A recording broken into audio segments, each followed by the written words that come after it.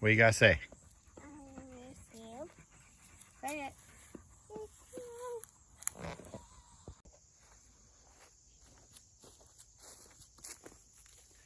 YouTube, how's it going? Rob, Chicken Ranch Homestead, out here once again, always in the sheep pasture. Ripping with 8N today, but not really. I did some time lapse. I got two straight runs down the field, and now she doesn't want to run right, so I have to tune her up. Pretty much there's probably crap in the carburetor, a little bit of sediment. Clean that out, get it running again, but that's not for tonight. I still have to drag this because we had the sheep out here on pasture, so I gotta drag the drag harrow, get the manure spread, but I wanted to do it after I got the shank ran through it, but time is short before all the rain comes, so I'm going to drag harrow it. We'll time lapse that, a portion of it, because I will be pulling with the deer. It's not super fast, but hey, it is what it is. Short video, just doing some maintenance on the pasture, running the tying attachment ripper. It's the ATV UTV ripper, but it goes in a 2-inch receiver. There's a video right about there, maybe there somewhere, and I talk about more, but you can also hook it up to your class 1 through some of their attachments, and that's what I've done. I did hit a couple rocks along the way. 8M was fine until she started stuttering. But we're bearing the shank. It looks pretty good. I'll give a quick look here and we'll get on to drag harrowing. So what you see here is the beginning. You can see how it just kind of mounds it up, rips it up, and goes along. I'm not getting too many chunks. I mean, there is some chunks down the road. Well, down the way, there's some right there. Pretty much so, bringing up some compaction, trying to rip some clay up, get some water into it, bring up a seed bed, and revitalize the pasture. The pasture has not been plowed for about, I'm not even sure. I'm not sure the last time the pasture was plowed, but it's due. Neighbors say it's due, everyone else says it's kind of due, but you really can't plow your pasture and replant, because then where you go put your animals when you don't have room to put them somewhere else? I'm not having them run through my yard because A, it's not quality, and B, it's a little too tight and it wouldn't last long enough. So that's why we're going with this ripping idea. I talked to the neighbor. He said it was probably a decent idea, but you know, we'll see what happens. I already ran a test before. I can see some growth in the rip.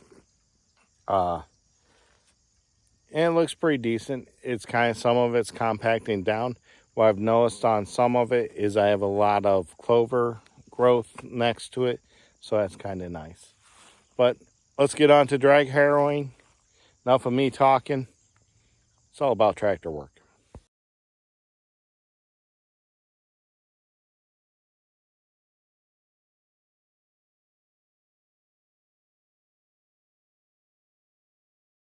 All right, folks, we're on the drag harrow, and I've made a decision, executive decision. I'm going to wait until the 8N's fixed and run the ripper and run this harrow again. I ran the harrow down the path of the first rip, and then I came back and hit this one, and I came back a second time. And I really like what it's doing here. It still has me breaking the soil, breaking the compaction down low, but then I'm just lightly covering it over. It mixes it all up and kind of puts the clumps around, you know, but they're broken up. But I think that's really good. Let's show you kind of what it looks like. All right, so this is a line, and it looks really nice. I mean, yeah, there's some clumps right there, but pretty much you can see the crease that I ran all the way down, but there's like no clumps.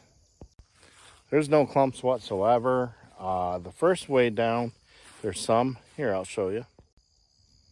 So there's still some standing up, but some is down. But that's with one pass with the harrow. So I'm thinking that I need to make another pass down this one. So that's what I'm going to do. I'm going to make these rips about every, 10 feet apart. Then I'm going to run the harrow down it and back and kind of just let it fold itself back in, but not drive over it. Like I'm straddling it with the 530 and it's looking pretty good. The 530 is a little rough to ride on here with the deck on.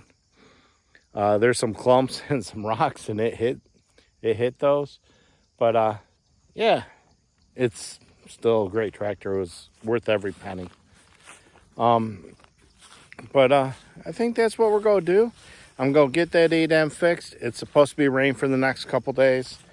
But I'm going to get that taken care of. Then I'll get out here with the harrow on the 530. I'll drag it all. I'll get it all. So I get the manure in, the areas that I'm not hitting with the ripper. And go from there, and we'll see what kind of outcome we have. We're really going to know next spring. Am I a little early on this? Yeah, I am. But honestly, the sheep aren't going to be back on this side. I don't foresee it. It's pretty well been used and abused this year. The rotation's been pretty poor due to drought and other things with me working and Melody having a new baby, so, well, us. So I think that's where we're going to be. But the sheep are over there on the other side. I think they'll finish out the year over there. And over by the old bro pen goat hut, that's where they're going to dry lot this year.